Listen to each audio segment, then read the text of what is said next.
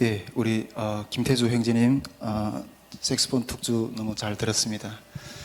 네, 그 연주하는 걸 이렇게 제가 들으면서 우리 태주 형제님 진짜 이게 하나님을 찬양하는 그런 삶이 되기를 주님으로 축복한다는 어떤 그런 마음이 올라오더라고요. 그렇게 될 줄 믿습니다. 네, 어제 우리 예수님을 이렇게 받아들이기 원하시는 분들은 일어나라고 손 들라고 이렇게 했는데 그때 이게 들까 말까 이랬다고 그러더라고요. 꼭 믿음으로 들어서 주님이 쓰시는 삶이 될 줄 믿습니다. 네, 우리 말씀 한 구절 같이 보도록 하겠습니다. 마태복음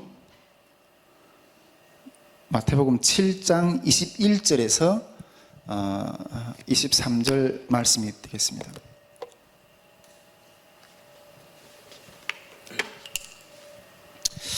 앞에 PPT 띄워졌죠? 예, 제가 여러분 우리 같이 길지 않으니까 같이 함께 합독하도록 하겠습니다. 시작. 나더러 주여 주여 하는 자마다 다 천국에 들어가는 것이 아니요 다만 하늘에 계신 내 아버지의 뜻대로 행하는 자라야 들어가리라. 그날에 많은 사람이 나더러 이르되 주여 주여 우리가 주의 이름으로 선지자 노를 하며 주의 이름으로 기술을 쫓아내며 주의 이름으로 많은 권능을 행하지 아니하였느니까 하리니 그때 내가 그들에게 밝히 말하되 내가 너희를 도무지 알지 못하니 불법을 행하는 자들아 내게서 떠나라 하리라. 아멘. 아멘. 우리 오늘 모두 즐거우셨습니까? 예, 우리 또 아침 우리 또 이렇게 이태현 이태현 형제님이 또 이렇게 귀한 첼로 어떤 그런 독주도 해주시고 간증도 해주셨는데 너무 은혜로운 시간이었죠. 예, 오후엔 또 이렇게 물놀이도 하고 또 어떤 분들은 이렇게 좀 이렇게 자유롭게 또 차를 끌고 나가서 이게 강화도의 주변도 좀 이렇게 구경도 하고 그렇게 들어오신 것 같더라고요. 또 저녁에는 또 이렇게 삼계탕도 예, 우리 잘 드시고 또 우리 이 말씀 집회가 끝나면 마지막 하이라이트가 앞에 또 있습니다. 그 이제 이게 우리 조별 교제 시간에 명태가 있습니다. 북한 명태가. 절대 이 기회를 놓치지 마십시오. 예, 내려가면서 북한 명태도 잘 또 받아가셔서 조별로 귀한 이 교제를 가시기를 원합니다. 예, 우리가 어제 저녁에는 제가 여러분들하고 이런 이야기를 나눴습니다. 제가 탈북하는 그 과정 가운데 또 이렇게 중국에서 그 방황하는 그 어떤 그 시간 가운데 인간이 자기가 의지하고 있는 그 지팡이가 무너졌을 때 과연 어떤 삶이었는가? 우리가 자기가 의지하고 있는 그 의지의 기둥이 무너졌을 때 나는 어떤 존재인가? 그 죽음 앞에서 하나님을 찾았고 그 가운데서 내 의지의 그 모든 기둥들을 잃어버렸을 때 비로소 하나님을 만났고 나를 사랑하시고 십자가에 못 박히셔서 나를 죽기까지 사랑하신 우리 구주 예수 그리스도를 만났다는 그 내용을 말씀드렸습니다. 그래서 그 예수 그리스도를 만나서 이제는 내 삶이 그 주님을 사랑하는 그 러브 스토리가라는 어떤 그 삶이 그런 삶이라는 어떤 그런 삶이라는 이야기를 나눴고 이 삶 가운데 이 평안 가운데 이 천국에 이르는 이 삶 가운데 우리 탈북민 형제 자매 여러분 같이 들어가자 그렇게 호소를 했습니다. 어제 저녁에 그런 이야기를 좀 나눴었고요. 그렇다면 오늘은 그 예수를 믿는다는 삶이 과연 어떤 것인가 하는 것을 여러분들하고 같이 나눠보고 싶어요. 그 천국에 들어가는 길이란 과연 어떤 것인가 하는 것들에 대해서 여러분과 좀 나누고 싶은 거예요. 우리가 예수님을 알았다고 우리가 교회를 다닌다고 다 천국에 들어가는 것이 아니라 다 천국에 들어가는 것이 아니라 오늘 말씀처럼 내 뜻대로 행하는 자래야지만이 천국에 들어간다고 말씀하셨습니다. 그 삶을 과연 그것이 과연 무슨 말인가 하는 것들을 여러분들과 같이 좀 나누고 싶습니다. 저는 이 이야기를 제가 한국에 와서 우리 이게 북한 사람들이 한국에 와서 이게 두 문화 가운데 이렇게 충돌하면서 많은 여러 가지 또 심층적인 어떤 고통과 또 이런 삶의 여정들을 살아왔는데, 우리 여기 앉아 계시는 탈북민 형제자매 여러분들도 많은 저와 비슷한 어떤 그런 경험을 했을 거라고 생각하는데, 그런 삶 가운데서 비추어 가면서 좀 이렇게 여러분들과 좀 나눠보고 싶습니다. 여러분, 저는 중국에서 그렇게 하나님을 만났고 한국에 오자마자 바로 이렇게 나는 이제 주님의 종으로 이렇게 섬겨야 되겠다, 주님의 종으로 내 삶을 드려야 되겠다 이렇게 생각하고 한국에 오자마자 신학교에 들어갔어요. 신학교에, 그 하나님의 종의 길을 걸어가기 위해서 신학교에 딱 들어갔어요. 제가 신학교에 들어가서 제일 관심이 있었던, 신학교에 가면 여러 어떤 과목들이 있는데 신학교에 회사가 들어가서 제일 관심이 있었던 과목이 어떤 과목이었는가 하면 철학 과목이었어요. 철학. 예, 철학 과목이었어요. 그래가지고 그 철학 과목은, 철학에 관련된 그 모든 수업들은 빠짐없이 다 들어가서 이렇게 들었어요. 열심히.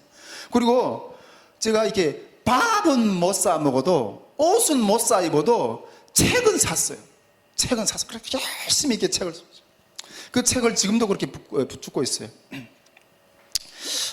제가 그 철학 과목을 그렇게 심취했던 것은 제가 이게 태어나다 보니까 북한 땅에 딱 태어난 거예요.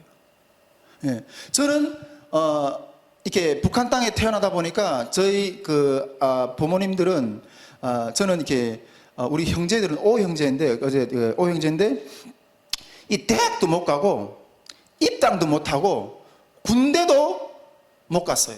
근데 우리 한 셋째 형 때부터는 이게 군대를 보냈었어요.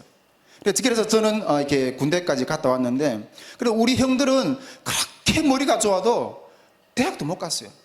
우리 아버지가 그렇게 이렇게 매를 들고 이렇게 형님들을 이렇게 공부시켰거든요. 그런데 그렇게 매를 들어서 공부시켰는데 대학도 못 가는 거예요. 근데 알고 보니까 왜 못 갔느냐? 우리 가정은 모범 치안대 가족인 거예요. 예. 우리 할아버지가 6.25 전에 6.25 때 이게 월남을 했어. 그리고 우리 외삼촌이 해방 전에 미국으로 건너갔어. 그러다 보니까 우리 가정은 이 모범 치안대 가족이다 보니까 이 북한사에서 이게 우리 여기 탈북민 형제자매들은 그게 어떤 소리가 다 알잖아요. 북한사에서 이렇게 승진할 수 있는, 출세할 수 있는 그런 길 자체가 막혀버리는 거예요. 그래서 저는 딱 보니까 우리 형님들, 우리 누나들이 이렇게 사는 사람들 보니까 공부 열심히 해도 필요 없는 거예요. 나도 인생에 태어나서 뭔가 해보고 싶은데 왜 우리 가정은 태어나서부터 이런 신분 속에서, 이런 고통 속에서, 이런 모든 소망과 또 꿈과 이런 것들 다 접고 살아야 되는 그런 속에서 살아야 되냐, 이게 의문났던 거예요. 그래서 세상은 왜 우리 북한이라는 땅에서 태어난 이런 역사를 겪을 수밖에 없는가. 그래서 그 역사를 두져봤어요. 세상 사람들이 그 모든 역사 가운데 왜 우리는 이런 신분밖에 취할 수밖에 없는가, 그것들을 좀 알아보고 싶어서 역사책을 막 들여다보고, 그리고 철학을 막 심취해서 이렇게 열심히 공부했어요. 그래서 제가 신학교에 들어가서 제일 관심 있었던 과목은 철학 과목이었어요. 그래서 철학을 열심히 공부했는데, 그리고 나중에 이 신학교를 딱 졸업을 하면서, 졸업할 때 우리가 막 각 이 과마다, 신학과는 신학과, 뭐 기독교 교육과는 기독교 교육과, 역사교육과는 역사교육과, 이렇게 과마다 자기 과 교수님들하고 같이 이렇게 졸업하는 자리에서 식사하는 어떤 그런 자리가 있었어요. 근데 그때 식사하는 자리에서 우리 철학 교수님이, 신학과 교수님이니까 그 교수님한테 제가 질문을 한 가지 했어요. 저는 그 교수님은 평생을 철학 과목을 이렇게 연구하셨고, 평생을 이 인류의 어떤 사상사, 인류의 그 이데올로기의 어떤 그런 이념과 어떤 그런 이데올로기의 어떤 그런 문제점들에 대한 역사적인 그 모든 걸 관찰했었던 분이기 때문에 이 교수님한테는 뭔가 답이 있을 거라고 생각했어요. 예. 역사는 왜 이렇게 흘러갔고, 왜 인간들이 이렇게 싸우면서 서로의 어떤 사상과 이런 것들을 내놓으면서 이렇게 부딪히고 그 가운데서 많은 사람들이 피해를 입고, 그런 것들에 대한 어떤 궁금증이 생겨가지고 그 교수님에게 질문을 했어요. 어떤 질문을 했는가 하면, 교수님, 만일 우리가 통일 후에는 통일 이후에도 어떤 그런 사회가 어떤 서로 이데올로기 막 이게 사상으로 싸우는 어떤 그런 사회가 되지 말아야 된다고 저는 생각했기 때문에 통일 이후에는 어떤 사상을 우리가 가지고 우리가 살아가야 되겠습니까? 그러한 어떤 하나가 된 어떤 그런 사상 가운데서 살아가고 싶은 어떤 그런 것들을 늘 이렇게 고민하고 있었거든요. 그리고 우리가 그 교수님은 그 평생을 그런 인류 역사와 어떤 사상사를 이렇게 연구하신 분이기 때문에 어떤 그러한 답이 있을 거라고 저는 생각했어요. 그래서 그 질문을 했던 거예요. 그런데 그 교수님이 저에게 대답해 준 답은 제가 기대했던 것보다 아주 의외의 어떤 답을 해 주셨어요. 어떤 답을 해 주셨는가 하면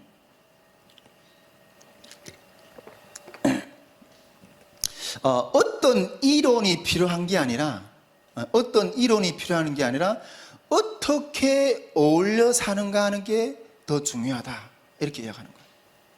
근데 그때는 그 말이 무슨 말인지 잘 몰랐어요. 근데 이제는 조금 이해할 수도 있을 것 같다는 마음이 들어요. 저는 오늘 이 한국당 가운데서 제가 정착하는 것 가운데서 그 신앙으로 그런 모든 것들을 이겨냈던 삶을 여러분과 좀 이렇게 나누고 싶은데 제가 두 가지를 좀 조명을 해보고 싶어요. 두 가지를 먼저. 우리는 지금 이 한국당에 들어와서 이 북한이라는 주체 사상과 또 이렇게 이 사회주의 사회 속에서 살던 어떤 그런 삶의 방식을 살던 사람들이 이렇게 자본주의라는 그 문화권 가운데 들어와서 살고 있잖아요. 이렇게 타 문화권 가운데서 살고 있는 거예요. 이런 부분에 대한 조명과 또 이 한국 사람으로서 이 북한 사람하고 좀 어울려내는 삶이 과연 어떤 것인가. 첫째는 이 탈북민이 한국사에서 살면서 이 어울려내는 삶이란 과연 어떤 것인가. 그리고 또 두 번째는 이 한국 사람으로서 우리 북한 주민들하고 탈북민들하고 같이 어울려내는 삶은 과연 어떤 것인가. 이 두 가지 부분을 먼저 좀 이렇게 조명해 보고 싶은 거예요. 먼저 제가 이 탈북민이 이게 한국당 가운데 사는 것은 과연 어떤 것인가 하는 부분들에 대해서 제가 겪은 것들에 대해서 여러분들도 많은 어떤 그런 부분을 또 비슷하게 느꼈겠지만은 그런 몇 가지 다양한 어떤 그런 부분들이 많지만은 몇 가지만 좀 이렇게 포인트를 잡아서 좀 이야기를 나누고 싶어요. 저는 이게 한국에 딱 들어와서 우리 북한 주민들 다 그렇게 생각하잖아요. 이게 아직도 북한 사람들도 그렇게 생각할 거라고 저는 생각하는데 우리는 지금은 둘이 분단이 되어 있지만은 그래도 우리 한국은 우리가 하나다. 어떤 이런 생각을 늘 가지고 있거든요. 그런데 그런 생각을 가지고 저도 한국에 들어왔어요. 그리고 딱 들어와서 처음에 이렇게 그 신학교에 딱 들어갔는데 신학교에 딱 들어가자마자 딱 느끼는 그런 감정이 있었어요. 느끼는 어떤 그런 생각이 있었어요. 둘이구나. 저는 하나라고 생각했는데 둘이구나 하는 어떤 생각이 그냥 탁 바로 그냥 알아지더라고요. 제가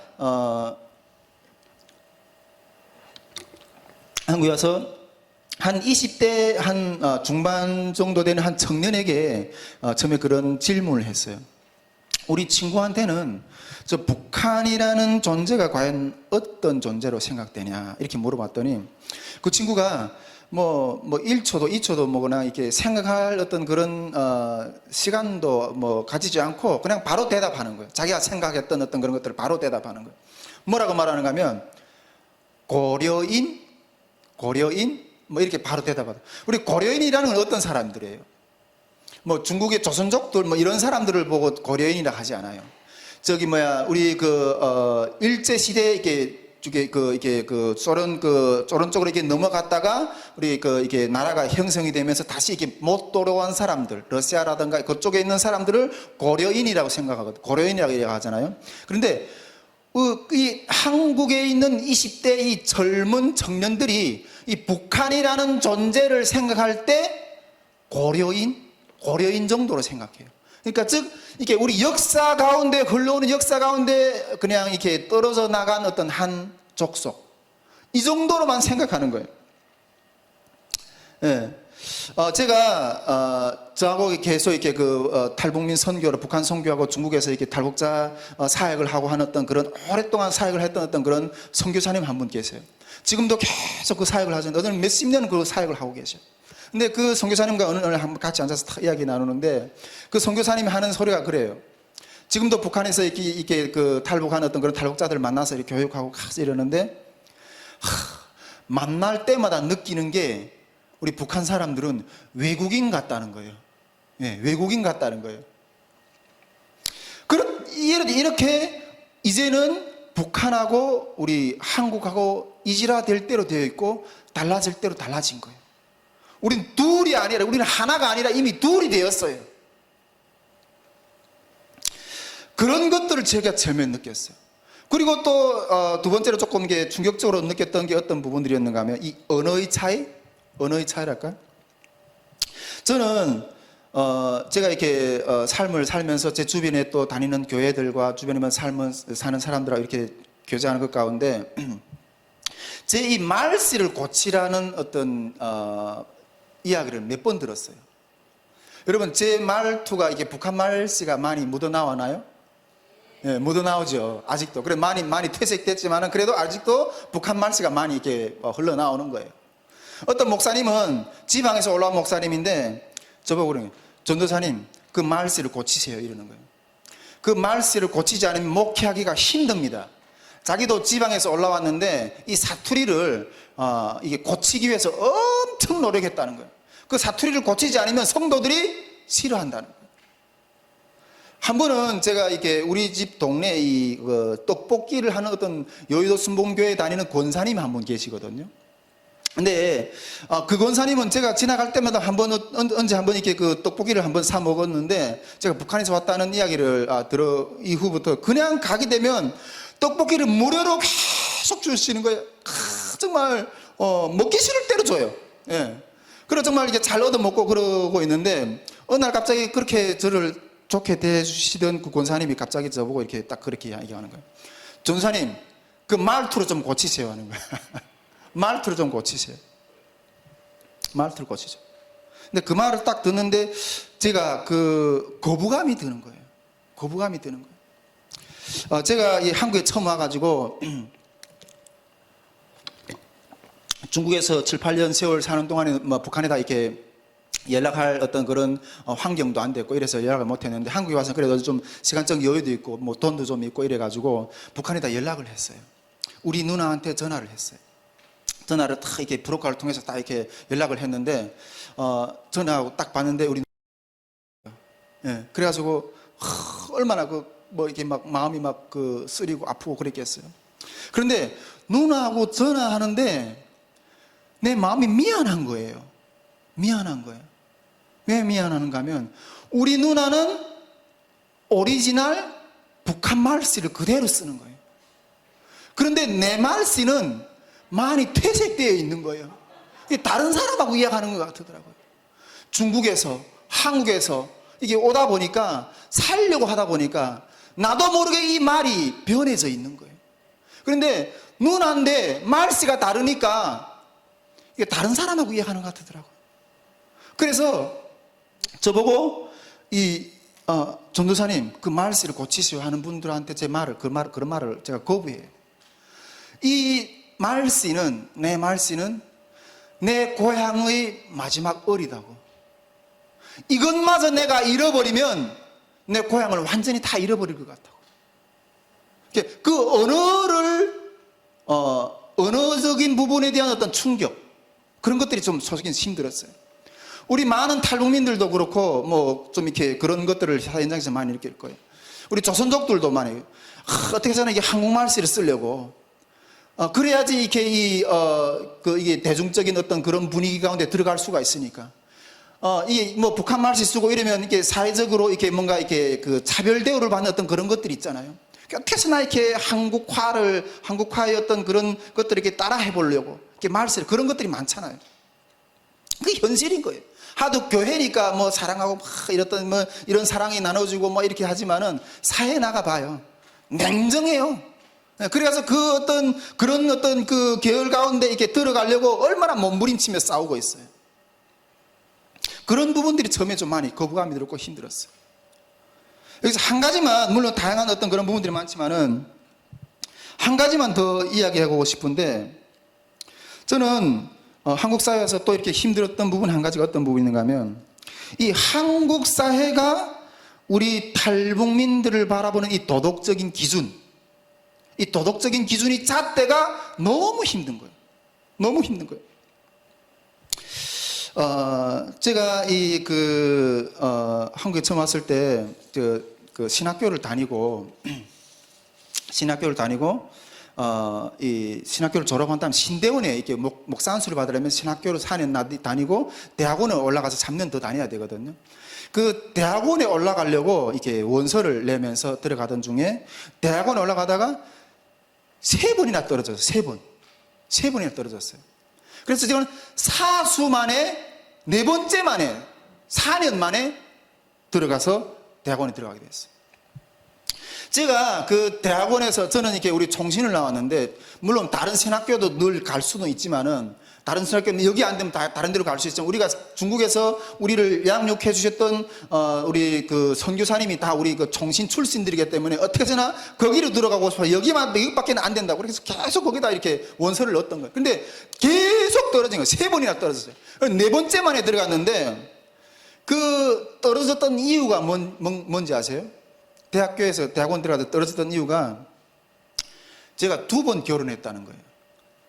예, 제가 2번 결혼했다는 어떤 그런 이유 때문에. 그러니까 학교 입장에서는 이렇게 가정에도 충실하지 못하고 이렇게 이혼을 하는 사람이 어떻게 그런 건전한 삶을 살지 못하는 사람이 어떻게 목회자의 삶을 살 수 있겠느냐? 안 된다는 거예요. 불합격을 탁 때리는 거예요.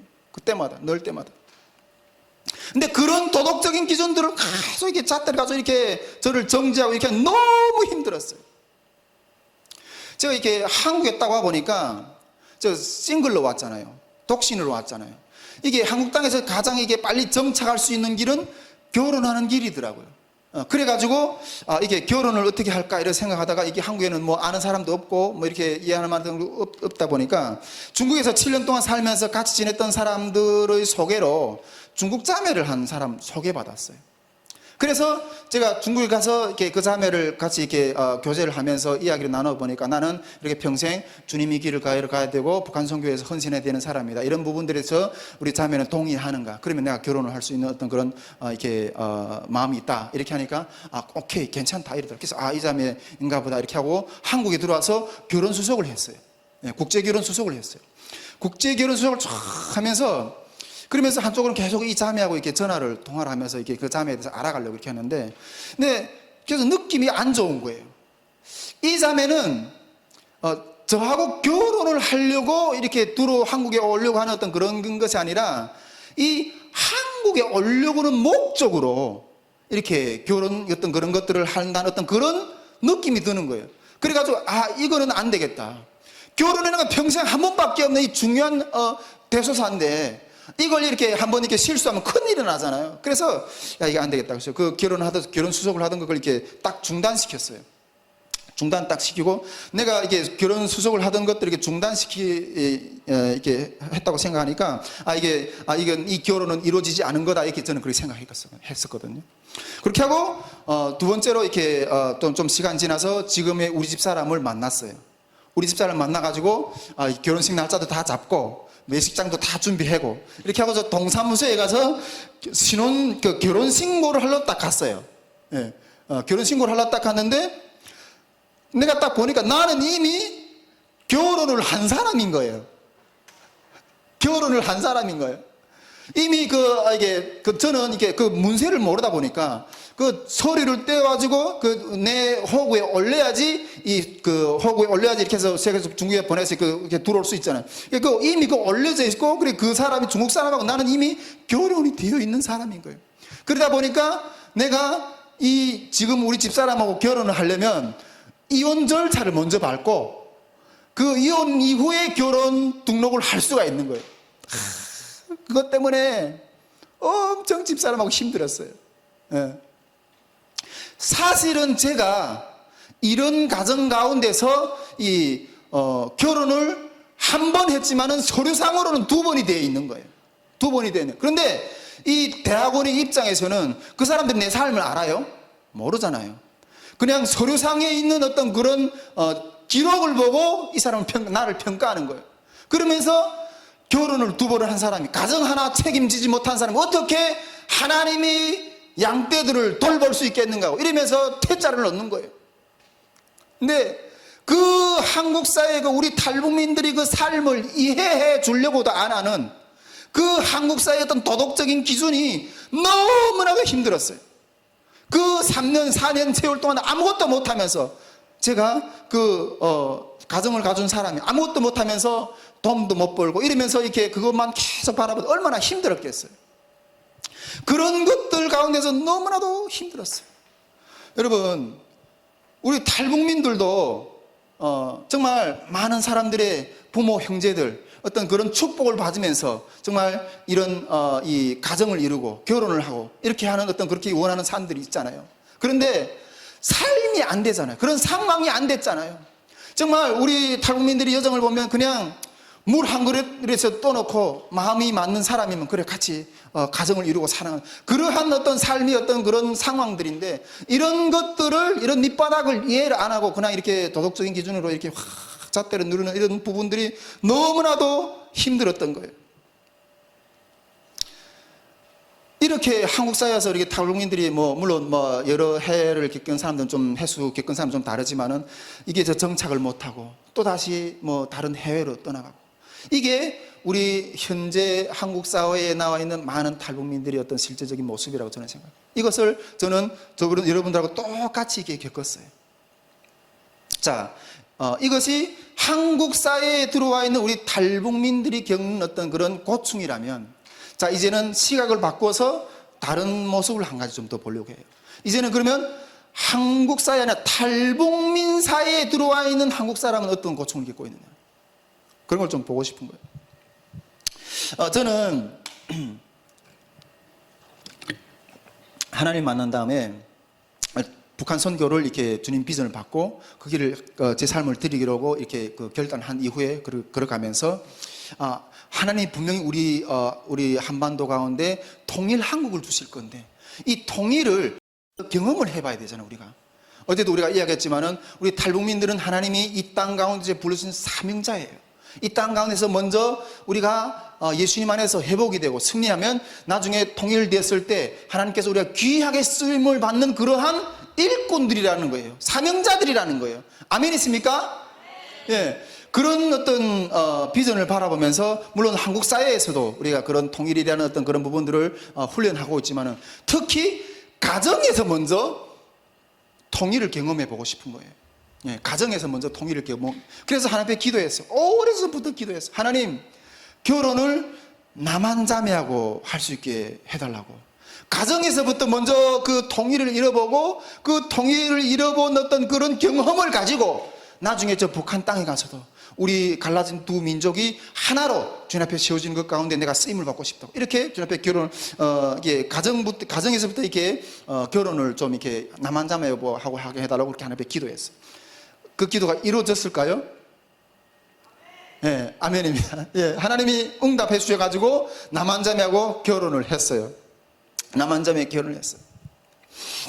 근데 제가 이 남한자매하고 결혼을 했지만은 제가 여기서 이렇게 제가 성공해서 잘나서 잘해서 이렇게 섰던 게 아니에요.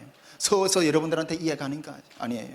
저는 철저하게 실패한 사람이었어요.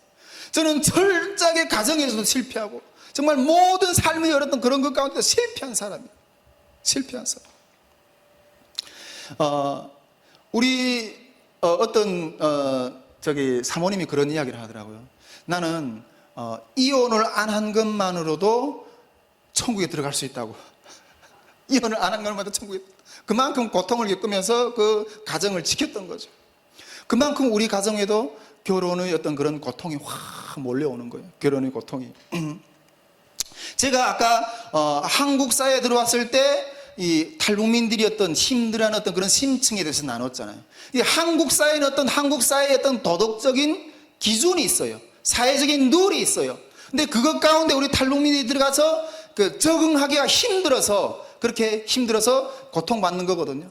그런데 탈북민 사회에도 우리 탈북민 사회만의 어떤 그러한 문화가 있어요. 그러한 어떤 흐르는 어떤 문화적인 어떤 그런 룰이 있어요. 그런 법이 있어요. 그런데 그런 것 가운데 이 한국 땅에서 태어나서 평생을 살던 자매가 시집 와서 들어오려고 하니까 그게 쉽겠어요? 쉽지 않죠. 우리 집사람은 늘 이렇게 그런 말을 이렇게 했었던 것이 기억이 나요. 이 탈북민 전체 사회가 시월드라고, 시월드라는 그 시집, 예. 탈북민 전체 사회가 시집. 그러니까 우리가 결혼하면 시집 가면, 여자는 시집 가면 그 시댁이 있잖아요. 그 시월드라고 이렇게 표현하는 거예요. 우리 집사람이 우리 저한테 시집 와서 정말 이렇게 겪었던 어떤 그런 많은 아픔들이 있어요. 많은 아픔들이 있어요. 제 친구한테도 막 이렇게 발길질을 막 당하기도 하고, 우리 교회를 하다가 교회에서 탈북민 성도한테 이 머리태를 잡아가지고 막 이렇게 싸우기도 하고, 예, 별의별 고통을 다 겪었어요. 근데 그걸 내가 뭐 이사례 뭐 우리 집사람이 어떤 고통을 겪었다 하는 것들에 대해서 다 이야기할 수는 없어요. 다 이야기할 수는 없어요. 그냥 비유적으로 표현하면 그래요. 우리 집사람은 저한테 시집을 와가지고 오늘 뭐 이번에 이렇게 우리 이번에는 모았는데 이제 코로나를 이게 지금 코로나 걸렸다가 그 후유증 때문에 많이 지금 연약해서 몸이 그래가지고 지금 집에서 지금 안정을 취하고 있어요. 그래서 모았는데 우리 집사람은 우리 이 탈북민 사회에 들어와가지고 우리 탈북민들이 쏘는 기관총을 맞았어요. 다다다다다다다다다다다다다 기관총을 맞았어요. 그 기관총을 맞으면서 이 온몸이 비관총을 맞으면서 그냥 비유적으로 이야기하는 거지만은 이 막 온몸이 총알을 맞아서 피가 터져가지고 피가 철철철철 흘리면서 그러면서 고통스러우면서 신는 거죠. 근데 제가 그런 아내를 바라보면서 제가 이게 어떻게 해줬으면 좋을지 모르겠는 거예요. 이런 일을 제가 어디서 경험해 본 일도 없고, 뭐 결혼이라는 건 뭐 처음 해봤으니까, 여자라는 걸 같이 살아본 처음 해봤으니까, 또 이런 것들 경험해 본 일도 없고, 또 어디서 이런 것도 이런 상황이 났을 때 어떻게 대처해야 되는지에 대해서 배운 일도 없어요. 그래가지고 그 총알을 맞아서 피를 철철 흘리면서 그렇게 죽어가는 우리 집사람 바라보면서 그냥 제가 할 수 있는 말은 참아라. 견뎌야 된다. 우리가 이걸 견뎌야지 북한 선교를 감당할 수 있다. 이러면서 집사람을 그렇게 위로를 했어요. 그 가정 가운데 집사람은 점점 말라갔고 죽어갔어요. 근데 그 가운데 제 마음 가운데 또 다른 어떤 그런 충격이 막 갈등이 막 오는 거예요. 갈등이 막 오는 거예요. 여러분, 제가 이게 사명을 지키자니, 북한 선교에 대한 사명을 지키자니 가정이 죽어가고, 가정을 살리자니 사명이 죽어가고. 여러분, 뭘 해야 돼요? 뭘 해야 돼요? 제가 어제 저녁에 여러분들에게 간증했어요. 내가 그 죽음의 끝자락에서 만난 하나님, 나를 죽기까지 사랑하신 예수님에 대해서 제가 말씀드렸어요. 여러분, 그래서 제 삶을 온전히 하나님께 그냥 헌신하려고 내 삶은 이제 주님이 것입니다, 이렇게 들어진 삶으로 저는 살았었어요. 그런데 여러분, 저는 이때까지 그렇게 열심히 살면서 주님을 안다고 생각했어요. 주님을 안다고 생각했어요. 예. 그런데 주님을 안다고 생각한 그 삶 가운데도 가정을 지키자니 사명이 죽어가고, 사명을 살리자니 가정이 죽어가는 이 현실 가운데서 이렇게 몸부림쳤어요. 그러면서 생각했어요. 아니다, 가정보다 사명이 중요하다, 예수님이 중요하다, 이렇게 생각하면서 가정을 몇 번 뛰쳐나갔어요. 몇 번 뛰쳐나갔어요. 몇 번 뛰쳐나갔어요. 그런데 뛰쳐나갔다가도 얼마 못 가서 또 돌아왔어요. 또 뛰쳐나갔다가도 얼마 못 가서 또 돌아왔어요. 그 뛰쳐나갔다가 돌아왔던 어떤 마음이 어떤 상태였는가 하면 혼자서는 못 가겠더라고요. 주님이 그렇게 중요해도, 아무리 중요해도 혼자서는 못 가겠더라고요.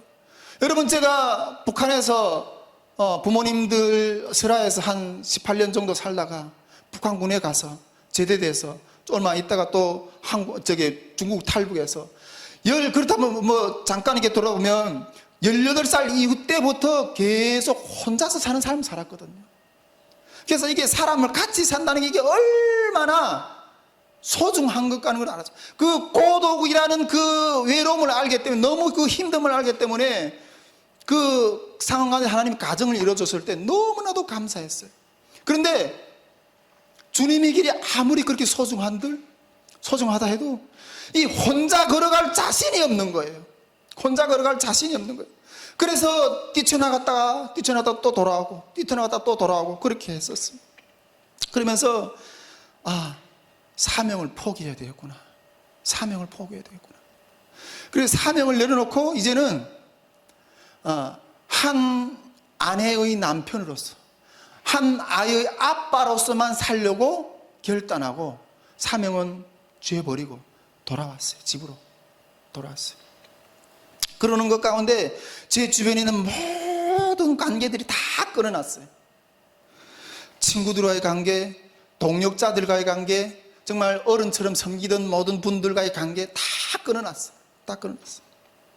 그러면서 그런 고통 가운데, 그렇게 가정의 어떤 그런 고통 가운데 그렇게 하면서 이렇게 돌아왔는데, 돌아오면서 이제는 사명을 내려놓고 한 어떤 그냥 평범한 인간으로, 평범한 남편으로, 아이 아빠로만 살려고 이렇게 돌아왔는데, 그러면서 돌아와서 지내다가 그런 상황 가운데 있을 때 제가 한 교회를 다니고 싶었어요. 제가 오래전부터 어떤 한 목사님이 설교를 되게 좋아했거든요. 내가 한국에 들어와서 그렇게 내 영혼이 지치고 힘들 때마다 그 목사님의 설교만 들으면 내 영혼이, 내 마음이 그냥 확 쉼을 얻는 거예요. 쉼을 얻는 거예요. 그래가지고 집사람하고 이야기를 했어요. 내가 사명의 길은, 주님의 종의 길은 내가 못 걸어가지만은 우리가 이 교회, 이 목사님 교회에 다니자.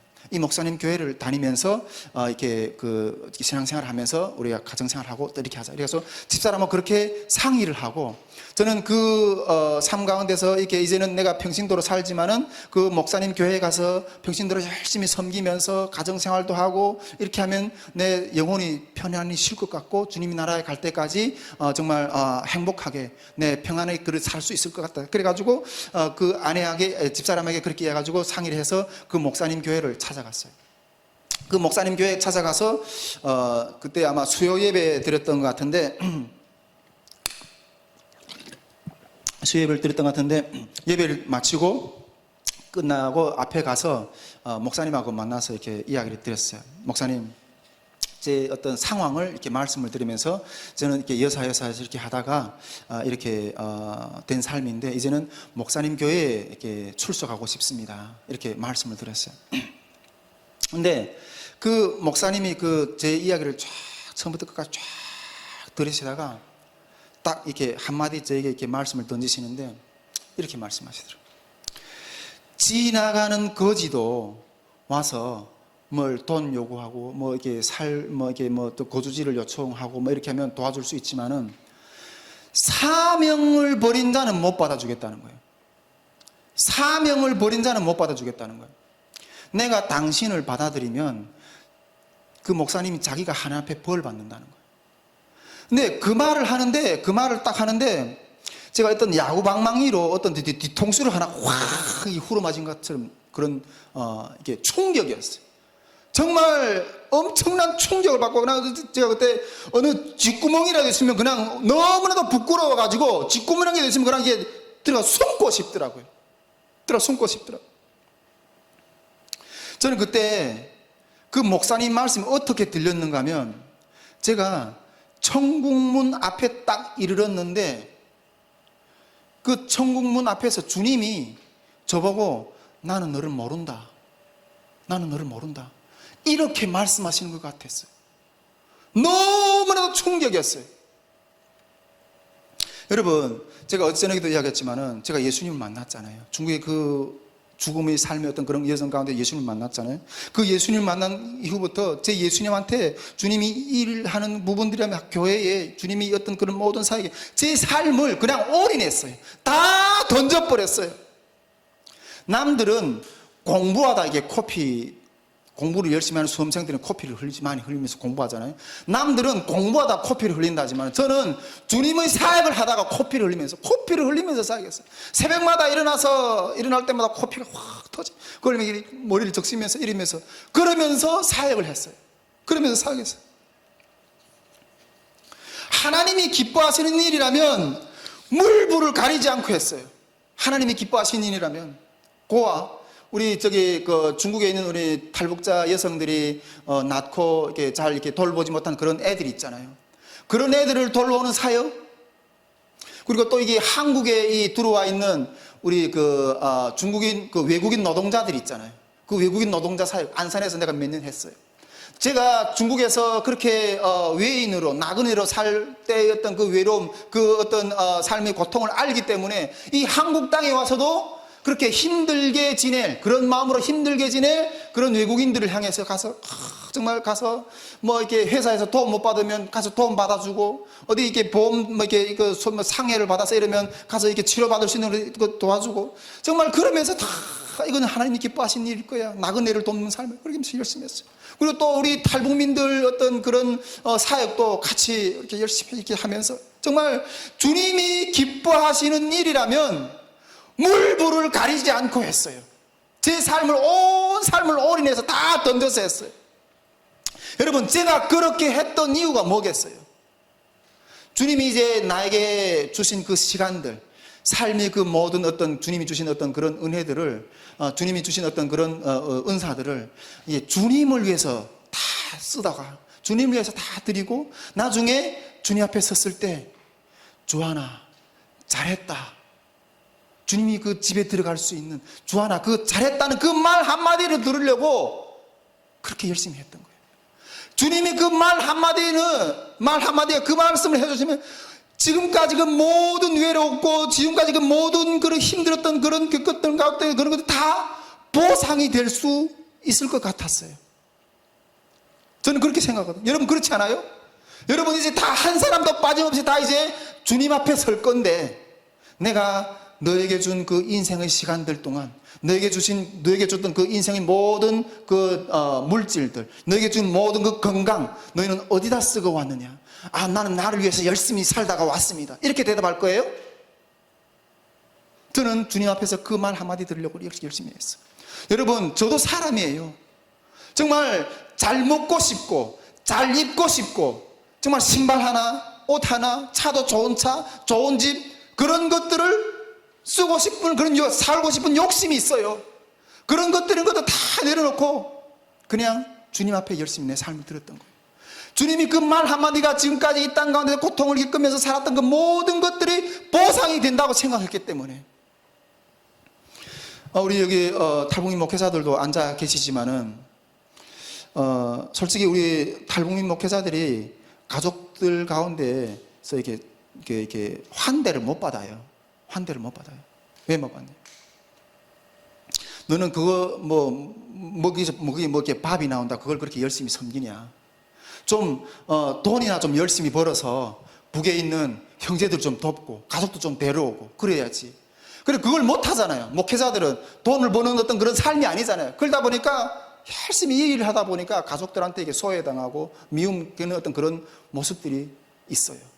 저도 여러분 이렇게 하나님을 열심히 섬긴다가 하다가 뭐 돈도 못 벌고 이러다 보니까 북에 있는 형제들을 돕는 일도 전혀 못하고 그렇게 살았었어요. 그 가운데서 내가 이러면서 내 삶을 모든 것을 올인해서 주님 앞에 드렸는데, 그 목사님 말씀 가운데서 나는 너를 모른다 이렇게 느껴지는 것 같았어요. 근데 그 말을 딱 듣는데 이 야구 방망이로 뒤통수 하나 맞는 것 같은 그런 충격이 저에게 느껴졌어요. 여러분, 저는 어제도 이야기했지만 북경에서 이 주님을 만났고 죽음이 삶 가운데 주님 만났다 그랬죠. 이것만이 삶의 유일한 길이고 유일한 구원이다, 유일한 생명이다. 내가 이 삶을, 이것이만이 인생의 길이라고 생각하고 여기로 내가 막 달려왔는데, 그래서 이 길로 가는데 주님이 나를 모른다면 나는 이제 어디로 가야 돼요? 그것 때문에 그 마음에 너무나도 이렇게 막 충격이 오는 거예요. 주님이 나를 모른다면 나는 이제 어디로 가야 돼요? 그때는 막 여러분, 내가 이게 주님의 길을 걸어가면서 이 주님을 섬기면 막 이게 뭐 축복받고 막 열심히 잘 되고 막 이래야 되잖아요. 그런데 주님이 열심히 섬기면 섬길수록 정말 아등바등 해가지고 어떤 산을 막 터박 올라가면 한 중턱쯤 거의 올라가면 저 위쪽에서 그냥 팍 위에서 누가 이게 발로 확 차내려서 팍 대굴대굴 굴어서 산 아래로 이렇게 떨어지는 그런 어떤 인생으로 가다가 이 산턱을 올라가다 떨어지는 그런 경험을 몇 번 했어요. 이 예수님을 믿기 전에도 세상 삶 가운데서도 그런 경험을 몇 번 했고, 예수를 믿은 후에도 나는 그렇게 열심히 믿고 열심히 주님을 섬긴다고 했는데 왜 나를 이렇게 힘들게 하고 왜 나를 이렇게 오히려 시궁창으로까지 떨어지는 삶으로까지 나를 몰아버리는가 하는 거예요. 그때에서 비로소 내가 한 가지 충격적으로 다가오는 말씀이 한 가지가 있었어요. 오늘 여러분 우리 말씀을 이렇게 보잖아요. 나더러 주여 주여 하는 자마다 다 천국에 들어가는 것이 아니라 내 아버지 뜻대로 행하는 자라야만 하나님의 나라에 들어간다고 말씀하셨어요. 그때부터 이 말씀이 내 마음 가운데 다시 이렇게 확, 저는 이 말씀을 몇백 번 읽었고 수천 번 설교로 들었어요. 그런데 이거는 나한테 해당되는 말씀이 아니겠지 이렇게 생각했어요. 그런데 그때 그 순간 가운데 이 말씀이 확 다가오는데 그때부터 내가 정말 심각하게 다시 고민했던 부분이 주님의 뜻대로 산다는 게 무슨 소린가, 주님의 뜻대로 생각한다는 게 무슨 소린가 하는 것들에 대해서 제가 다시 한번 생각하게 되었어요. 여러분, 주님의 뜻대로 산다는 게 무슨 뜻이에요? 주님의 뜻대로 산다는 게? 그때부터 내가 이 천국에 들어가는 삶의 이 길을 심각하게 다시 고민했다니까. 여러분, 우리가 주님의 뜻대로 살지 않으면 다 이런 수모를 당하게 되는 거예요. 이런 수모를. 교회에 다닌다고 다 천국에 들어가는 게 아니에요. 여러분, 정신을 차려야 돼요. 교회에 다닌다고 다 천국에 들어가는 게 아니에요. 여러분, 천국에 들어가지 못하면 어디로 가야 돼요? 지옥으로 가야 돼요. 천국이 아니면 지옥으로 빠져야 되는 거예요. 지옥으로 들어가는, 지옥에는 영원한 고통이 있는 그 땅으로 들어가야 되는 거예요. 여러분, 우리 탈북민들이 정말 모진 고난을 겪으면서 이까지 왔잖아요. 이까지. 북한에서의 그 죽음의 고난, 중국에서의 그 엄청난 고난, 한국에 와서도 또 여기서 정착하는 그 고통의 멍에를 벗지 못해서 그렇게 막 오고 있잖아요. 그런데 여러분, 이것보다도 몇 백배, 몇 천배 더 어려운, 더 고통스러운 그런 고통이 앞에 있어요. 우리 앞에 있어요. 지옥이 우리 앞에 있다니까요. 여러분, 우리는 절대로 여기만은 들어가지 말아야 돼요. 여러분, 저는 어떻게 해서나 밥을 싸들고서라도 안 해서라도 우리 탈북민들만, 여러분, 우리 여기는 들어가지 맙시다. 여기는 절대로 들어가면 안 됩니다. 이러고 외치고 싶어요. 제가 한국에 올 때 그 캄보디아 국경을 넘으면서, 그 캄보디아 오신 분들은 알겠지만은 그 할머니들, 젊은 친구들은, 그 건강한 친구들은 막 그 온 밤을 그 진흙탕 길을 건너는 데 있잖아요. 다 자기 살겠다 먼저 뛰어가더라고. 그 할머니들, 제가 이 다리를 쩍뚝쩍뚝 걸으면서 그 할머니들을 이끌고 그렇게 애들을 떼고 그렇게 건너왔어요. 그러니까 진흙탕 길을 건너오다가 그 수렁이 이게 쫙 이게 그 옮기는 그런 수렁도 있거든. 그게 푹 빠져가지고 이게 뭐, 저 삼촌 애들이 우리 할머니 빠졌다고 이러면서 그 할머니 머리태를 잡아서 이렇게 끌어 올라가지고 그 온몸이 진흙탕 투성이 되면서 그러면서 끌고 이렇게 한국에 넘어왔던 그 여정이 있어요. 여러분, 우리가 한국에 어떻게 왔어요? 그 죽음의 사선들을 건너서 이렇게 왔는데, 여러분, 그런 고통보다 더 고통스러운 영원한 지옥에 있다는 거예요. 여러분, 여기만은 우리가 절대로 들어가지 말아야 됩니다. 아멘 했습니까? 여러분, 교회에 다닌다고 다 천국에 들어가는 게 아니에요. 주님의 뜻대로 행하는 자들이만이 천국에 들어간다는 거예요. 여러분, 이 여름 캠프도 우리가 코로나를, 제가 뭐 계속 말씀드렸죠. 코로나 상황 가운데 있으면서도 여러분, 코로나 취사율이, 코로나 걸려서 죽는 율이 몇 프로예요? 예? 0.00 몇 프로 될 거예요. 그런데 여러분, 이 예수를 믿지 않고 죽는 죽음은 100%예요. 예수를 믿지 않는 죽음은 100% 지옥에 빠져요. 0.0001%에 대해 100%예요.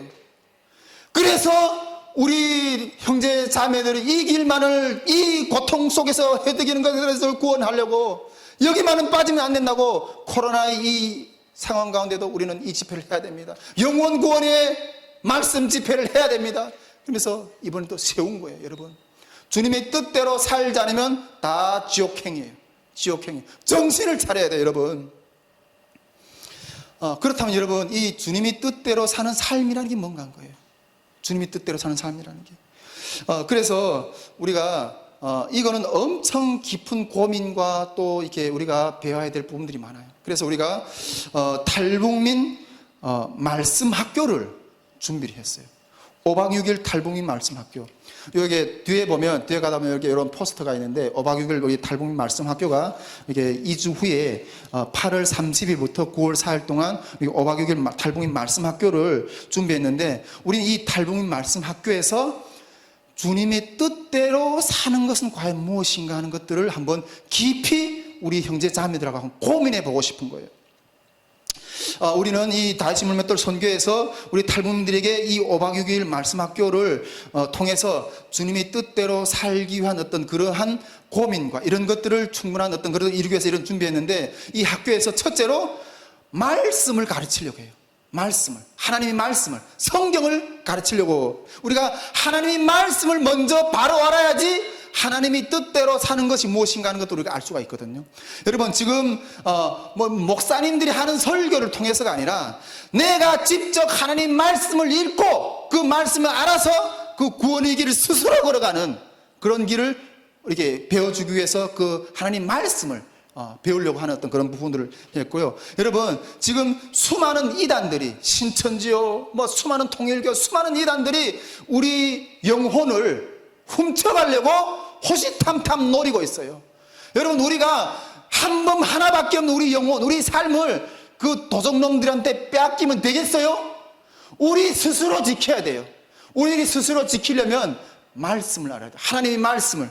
그래서 이 5박 6일 동안 하나님 말씀의 공부를 우리가 함께 하려고 또 계획하고, 이 5박 6일 말씀 학교 동안에 저녁에는 또 집회를 또 이렇게 이런 집회들이 있는데, 이 집회 가운데서 제가 이 한국 땅에 와서 신앙으로 어떻게 승리했는가 하는 부분들을 여러분들하고 같이 나누면서 우리가 이 신앙으로서 이 땅 가운데서 이겨내는 어떤 이기는 자의 삶을 살아내는 그런 집회가 뭔가, 그런 삶이 뭔가는 함께 깊이 고민해 보고 싶은 거예요. 우리가 이 신앙의 어떤 그런 깊은 어떤 고민을 통해서 우리는 주인이 바뀌어야 돼요. 내 삶이 주인인, 이제는 나에서 예수님으로 바뀌는 그러한 것들 가운데 그것이 과연 어떤 것인가 하는 것들을 깊이 묵상해 볼 거예요. 이렇게 살 때만이 우리가 주님의 뜻대로 사는 것이 무엇인가 하는 것들을 깨닫게 될 거예요. 아멘 있습니까? 여러분, 저는 감히 여러분들 앞에 이 5박 6일의 시간을 사라고 말씀드리고 싶어요. 예. 북한에서, 그러면 중국에서, 한국에서 지금까지 그 방황했던 모든 방황의 시간들을 멈추고 삶의 길을 진정한 흔들리지 않는 반석 위에 있는 그런 삶을 얻게 될 거예요. 여러분, 아멘 있습니까? 예, 여러분, 만일 내가 이러한 소중한 반석을 얻게 된다면, 이 어마어마한 평안을 얻게 된다면, 여러분, 우리가 인생이 살면 얼마나 살겠어요? 길면 80이라고 우리 성경 말하고 있는데, 요즘에는 이렇게 하도 세월이 좋아가지고 100세까지 산다고 하는데, 여러분, 이 인생의 이 80평생 동안 이 5박 6일이라는 시간을 통해서 내 삶의 어떤 반석과 같은 그런 기둥, 그런 터전을 얻게 된다면 이 5박 6일이라는 시간이 아깝겠어요? 여러분, 사야 됩니다.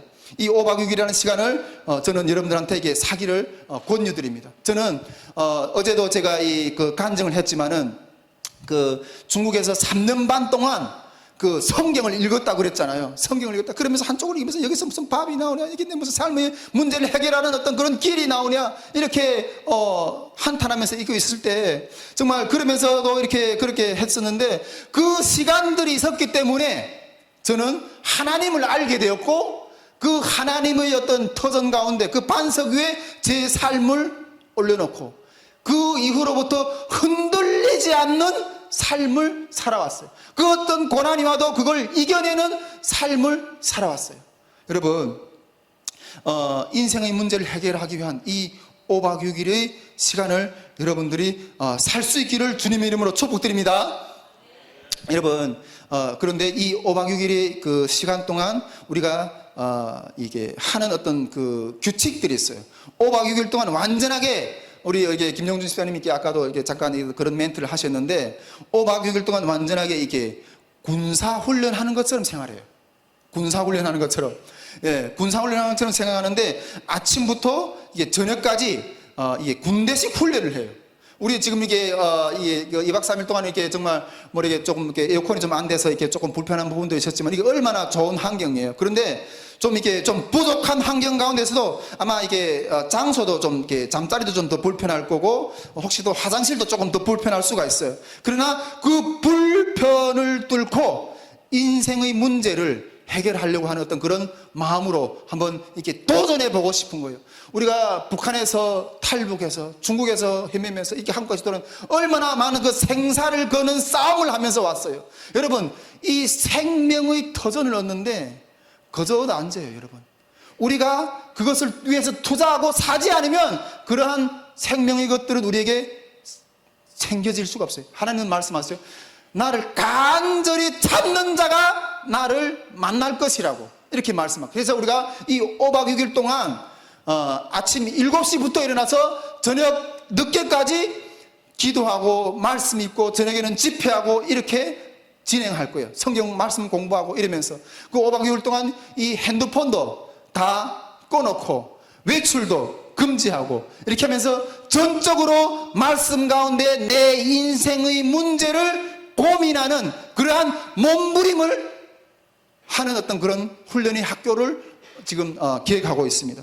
여러분, 우리가 이번 1월 달에 이 1차 탈북민 말씀 학교를 진행을 했거든요. 1차 그것도 이렇게 코로나 상황 가운데서 우리가 그냥 지냈는데 이 강화 반석 기도원에서 했어요. 그 말씀 기도 학교가 그걸 하는데 그 1월 달에 1월 말 마지막 주에 5박 6일 동안 진행했는데 정말 어마어마한 역사들이 났어요. 탈북민들이 우리도 이번에도 그때도 한 소규모로 진행했는데 정말 어마어마한 역사들이 났어요. 제가 그렇게도 우리 탈북민들을 붙들고 그 소그룹 모임하면서 구역 모임하면서 성경 공부를 하고 이랬는데도 예수님을 믿는 어떤 영접의 역사 일어났는데 그 5박 6일 동안 그렇게 강팍하던 예수님을 부인하던 사람이 예수님을 구주로 영접하고 믿는 역사가 일어났어요. 그런 구주로 믿는 역사도 일어났고 이 방언, 여러분 방언에 대해서 들어보셨어요? 예. 이 방언이 그 참가했던 우리 탈북민들이 다 이게 방언이 있어요. 다 방언이. 그리고 그 참가했던 탈북민들이 내가 이제부터 돌아가면 11조 생활부터 해야 되겠다고. 우리 탈북민들이 11조 생활을 하는 게 이게 하늘의 별따기라고 저는 생각이 되는데 11조 생활부터 하겠다고 이러면서 결단함이 나왔어요. 그리고 또 어떤 탈북민들은 자기를 부인하는, 저는 우리 탈북민들 가운데 이런 십자가를 지고 자기를 부인하는 이런 십자가의 삶을 어떤 그런 신앙이 나올 수 있을까 이런 것들을 많이 고민했었는데 자기를 부인하면서 주님을 자기가 그 상해를 입은 것들에서 오히려 그걸 덮고 오히려 그분들 용서하고 위로하고 이러한 삶이 흘러나오는 것들을 봤어요. 이 5박 6일 1차 말씀 학교 때 그렇게 하면서 정말 하나님이 어떤 그런 어마어마한 역사들이 일어났어요. 또 그리고 이 자궁암 환자가 기도하는 것 가운데 치료하는 역사도 일어났어요. 여러분, 이 5박 6일 동안 여러분 혹시 정말 더 하나님에 대해서 알고 싶고 이제는 내가 지긋지긋하다, 내 이 인생의 방황을 멈추고 나는 이제 정말 그 반석 위에서 흔들리지 않고 살아가는 그 삶을 살고 싶다, 이렇게 원하는 사람들은 이 5박 6일 말씀학교, 탈북민 말씀학교를 신청해 주시고 이거는 내가 사야 되는 거예요. 근데 사는 거는 우리가 뭐 이렇게 말씀학교 때 뭐 이렇게 뭐 돈 내고 와서 이렇게 회비를 내고 하는 어떤 게 아니라 그 5박 6일이라는 시간을 와서 전적으로 우리 함께 말씀을 연구하고 듣고 배우고 기도하는 그런 시간들을 내가 사는 그런 노력을 해야 된다는 거예요. 여러분, 아마 우리가 이 5박 6일이 말씀학교를 통하여서 그런 삶 가운데서 우리가 이렇게 같이 기도하면서 나갈 때 하나님의 뜻대로 산다는 것은 과연 무엇인가 하는 것들에 대해서 우리가 하나님 앞에서 이 영적인 이렇게 어두웠던 이 영적인 눈을 열어서서 그 하나님의 길을 바라보면서 그 하나님의 뜻대로 사는 삶의 그 길을 걸어갈 수 있는 역사들을 하나님께서 열어주실 거예요. 여러분, 이것으로 이렇게 제가 오늘 저녁 말씀을 마치려고 하는데, 여러분, 우리가 정말 다시 한번 말씀드리지만 정말 그 어려운 환경들을 거치면서 여기까지 왔는데, 정말 우리가 하나님의 나라에 들어가야 되면 우리 함께 들어가야 됩니다. 그런데 가만히 내가 교회 생활을 해보니까 그냥 교회만 다닌다고 하나님 나라에 들어가는 게 아니더라고요. 하나님의 뜻대로 사는 어떤 그런 삶이 있어야 들어가는 어떤 그런 길을 열어주시는 것을 저는 비로소 알게 되었어요. 우리가 오늘 이 시간 우리 제4차 탈북민 통일 캠프에 참여하신 모든 분들은 정말 한 사람도 빠짐없이 주님의 나라에 함께 들어가는 그러한 저와 여러분이 될 수 있기를 주님의 이름으로 축복드립니다. 아멘. 예, 우리 이 시간 함께 간단히 기도하면서 이렇게 마무리하겠으면 좋겠는데, 제가 이 시간 함께 기도하고 싶은 것은, 우리는 이렇게 정말 코로나 상황 가운데서도 이렇게 잘 먹고 잘 지내면서 이렇게 잘 지내고 있는데, 지금 북한에는 많은 사람들이 이 코로나 속에서도 또 이게 요즘에 또 이 가뭄, 또 이렇게 그 폭풍, 이렇게 그런 이 장마로 인해서 엄청나게 또 고통을 겪고 있는다 그러더라고요. 그래서 이 시간 우리에게 이런 삶을 주신 하나님께 감사하고, 하나님, 예, 그렇습니다. 저도 정말 주님의 뜻대로 살아서 주님이 그 나라에 들어가기를 원합니다. 나를 그 뜻대로 사는 삶이 무엇인지 진정으로 주님 가르쳐 주십시오. 하나님, 이제는 그 방황의 세월을 사는 것조차도 이제는 지긋지긋합니다. 나를 흔들리지 않는 그 반석 위에 나의 삶을 세워주십시오. 이렇게 기도하면서, 하나님, 나도 그 나라에 들어갈 수 있게 하시고, 저 북한 땅에 있는 우리 동포들도